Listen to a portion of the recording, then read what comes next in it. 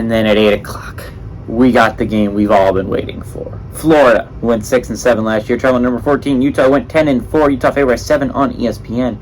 Anthony Richardson last year for Florida went 176 of 327, threw for 2,549 yards, 17 touchdowns to 9 interceptions, and that led to him being drafted number 4 overall in the draft. Montrell Johnson Jr.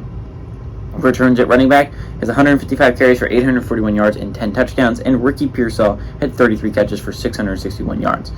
Cam Rising for Utah went 249 of 385, threw for 3,034 yards, 26 touchdowns, 8 interceptions. Tavian Thomas had 142 carries for 687 yards and 7 touchdowns, and Dalton Kincaid had 70 catches for 890 yards and 8 touchdowns. Florida is 2-0, baby, all time against Utah. 1977 and 2022 when they came to the Swamp and we chomped their asses. Let's go, baby. Gator time. But Florida pulled off a huge upset last year, week 1, right? Utah was supposed to come to the Swamp and beat the Gators.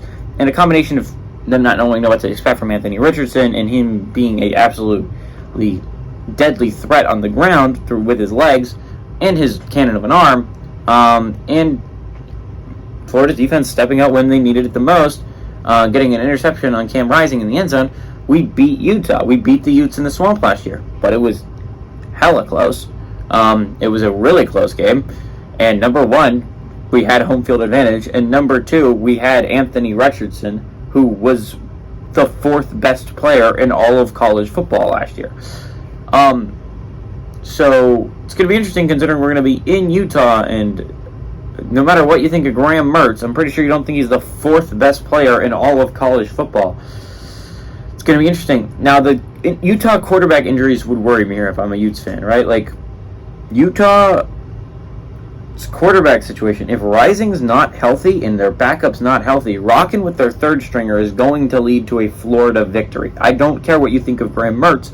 He can hand the ball to Montrell Johnson Jr. and ETN, and they can run over Utah for a couple of points. And Florida's defense is not going to let a 3rd stringer pick them apart. Florida's defense should be much better this year. Not to mention, Florida's ground game should be really good with Montrell Johnson Jr. and ETN having yet another year under their belts in the Billy Napier offense. What I'm worried about is Graham Mertz, right? The receiving situation is not something I'm in love with. Outside of Ricky Pearsall, I don't really love any of our wide receivers. We lost Justin Shorter last year, who was their deep threat. Utah returns a lot of their guys that were really good, not to mention a really solid quarterback in Cam Rising. I got to pick Florida, though. Florida's going to go to the Utes. They're going to beat them in Utah. Give me Florida. Give me the Gators to win and cover the 7-point spread against Utah.